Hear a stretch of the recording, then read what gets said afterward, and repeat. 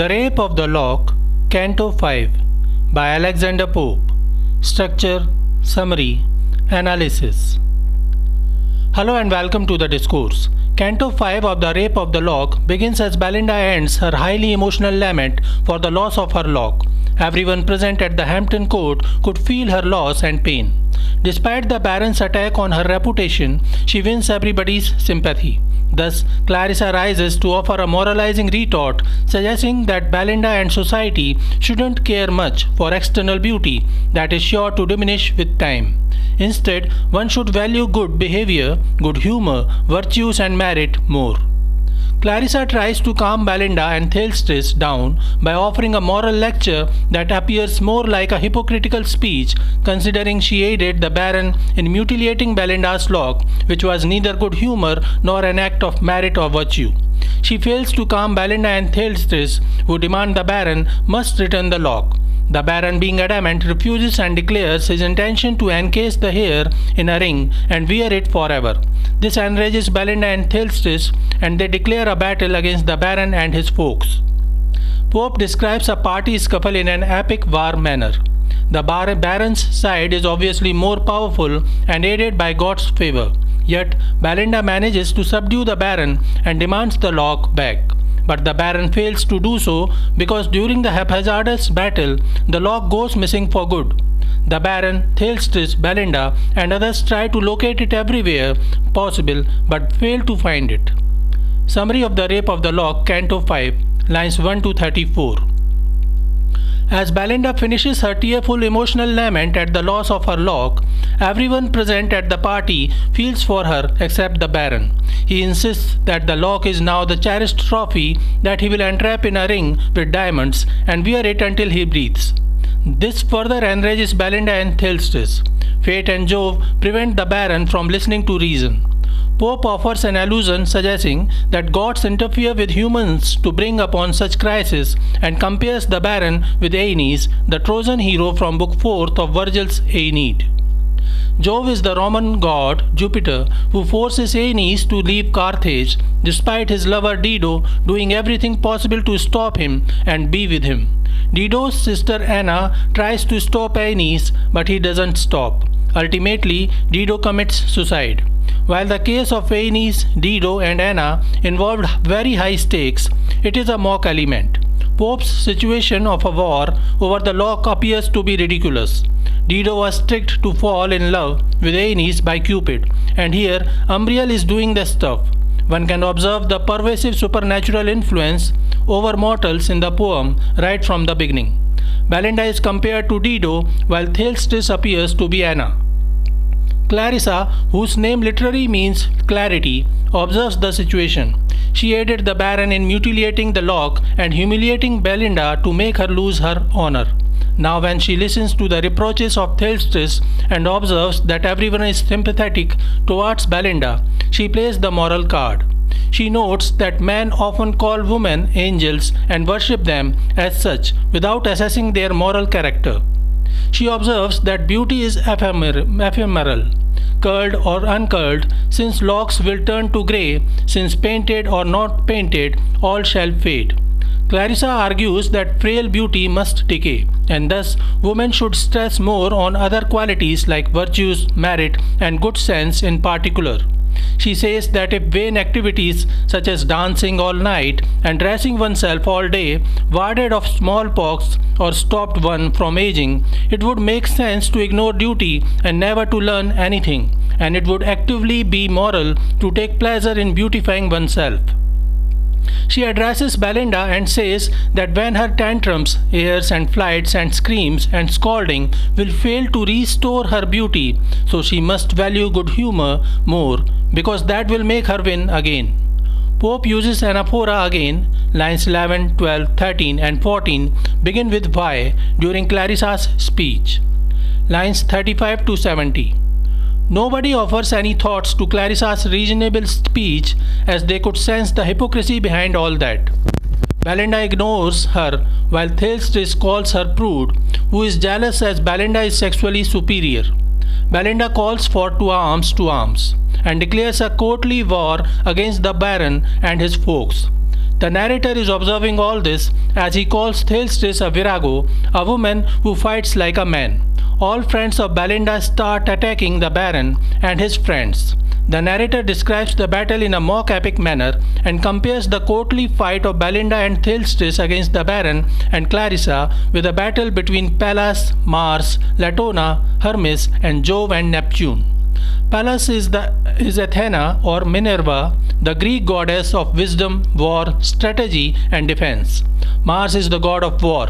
Latona is the mother of Apollo and Diana, while Hermes is Mercury, the god of thieves and tricksters, and the guide to the underworld. Jove is Jupiter, the king of all gods, lord of the sky, while Neptune is Poseidon, the god of sea and earthquakes, tsunamis. It's an all-round riot at the Hampton Court where Belinda's gang and the Baron's flock jump at each other with fans, canes, and snuff boxes, or simply wound each other with mean glances and sarcasm. Umbriel observes all this gleefully as he sees the success of Queen of the Spleen. The fiercest warrior is Thalestris, who scatters death from both her eyes. Sir Dapper Wit and Sir Fopling perish as she throws her frowning glances over them. Dapper and Fop indicate male vanity. Pope makes it all satirically hilarious because despite their supposed intellectual and moral authority over women, the men in this poem appear especially foolish. Other names used for males are beau and witling. Pope uses frown as a metaphor for deathly blow and thus equates the struggle at Hampton Court with that of godly wars of classic literature. While it appears juxtaposition, the idea that the Homer's classical gods and their interference with human matters were equally silly and ridiculous as what is going on the campus of Hampton Court. And then Pope introduces eroticism within the boundaries of the battlefield and strengthens his sexual allegory. The battlefield is filled with erotic sounds of fans clap, silks rustle, and tough whalebones crack. Heroes and heroines shouts confusedly rise, pass, and treble voices strike the skies. The petticoats made of whalebones were torn down. Pope uses death and perish as a metaphor for orgasm. Sir Plume jumps on Clarissa and brings her down, winning over her, but soon another girl named Chloe from the Baron's gang frowns at Sir Plume and he dies. As Chloe smiles to cherish her, Sir Plume revives again and admires her beauty, while still atop Clarissa. Lines 71 to 102. Jove, who openly favored the Baron, observes that Belinda's gang is gaining an upper hand and thus decides to intervene.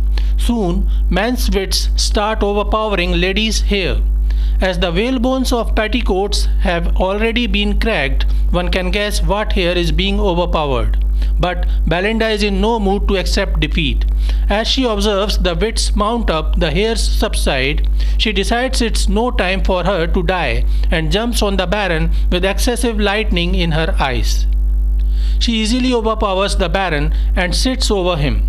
However, the Baron is unafraid because he sought no more than on his foe to die.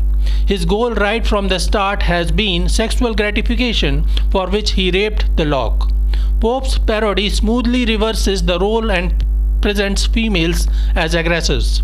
Thalestris fights as a virago and easily overcomes many men, while Belinda abandons all pretexts of ladylike grace. She pinches the Baron's nose and throws some snuff powder on him before releasing his nose. As he breathes the snuff powder in, he is forced to sneeze loudly. He promised that he won't return the lock until he breathes, so Belinda makes sure that his breath is broken for a while. After that, she takes her bodkin out, but this is no ordinary hairpin. Once the metal was in the form of 3 seal rings of Belinda's great-great-grandfather. After his death, it was melted and turned into a buckle for his widow, who passed it to her grandmother as a child in form of a whistle. And then it was turned into bodkin for her mother, and then finally passed down to Belinda herself. It is another mock epic element, as Pope creates the history of an ordinary hairpin and imbues it with the same significance as Agamemnon's scepter or Achilles' shield in the Iliad. Belinda then threatens the Baron with the bodkin, who succumbs and accepts defeat. He says that one day Belinda will also be brought down like him, sexual allegory again, but wishes to be allowed to live. He says that he doesn't fear death, metaphor, but doesn't wish to be separated from Belinda as she is sitting on him in unison. He wishes to remain alive in this position while being burnt and tortured by the flames of Cupid. Lines 103 to 150. Mounted over the Baron, Belinda feels no emotions, no remorse. The only thing on her mind is her lock, and she demands and shouts, "Restore the lock." Her fierceness and intensity are no less than Othello searching for the handkerchief of his wife Desdemona to ascertain her infidelity before killing her. Pope brings another allusion to Shakespeare's famous tragedy of Othello, the Moor, and presents a juxtaposition between an incredibly tense and dramatic situation and a silly situation. Pope equates Belinda's lock of hair with the handkerchief which causes Othello's jealousy and his eventual murder of Desdemona. Satire cuts both ways, so Pope is mocking Othello's lack of trust too. Now when the Baron has been forced to break his breath and sneeze by Belinda, he is not bound by any promise, and thus he accepts defeat and decides to return the lock to Belinda. But then he realizes that during the haphazard struggle he has lost the lock. Everybody stops fighting and starts searching for the lock, which is nowhere to be found. The narrator then suggests that the lock was perhaps too blessed for any mortal to possess. Some of her friends soothe Belinda by saying that the lock has been passed to the lunar sphere, where things lost on earth can supposedly be found. The narrator informs that the moon's realm is the place where everything is lost, from broken vows to lovers' hurts to cages for gnats to courtiers' promises to sick men's prayers to dried butterflies can be found. However, the narrator doesn't agree with these people, as he claims that only his muse, the goddess of art and poetry, is witness to the fact that Belinda's lost lock rose to the heights of the sky, just like Romulus' ascent to the heavens was seen only by Proculus. Trust the muse, she saw it upward rise, and the quick poetic eyes of the narrator were able to see it too. Pope makes another allusion to the greatness of Belinda's lock and equates it to Romulus, the founder of Rome, whom Proculus II saw in his vision ascending to heaven after his death. The narrator doesn't stop at that and claims that the lock attained greater heights aided by the sylphs, who saw it rise like a shooting star and shine more brightly than Berenice's locks. This is the ultimate allusion that Pope makes in honor of Arabella Fermor, the historical inspiration for Belinda. The allusion is to the ancient Egyptian mythical Queen Berenice, who sacrificed her marvelous long hair to save her husband's life. The gods honored her sacrifice and placed the locks into the sky as a constellation that we now know as the Constellation Coma Berenices.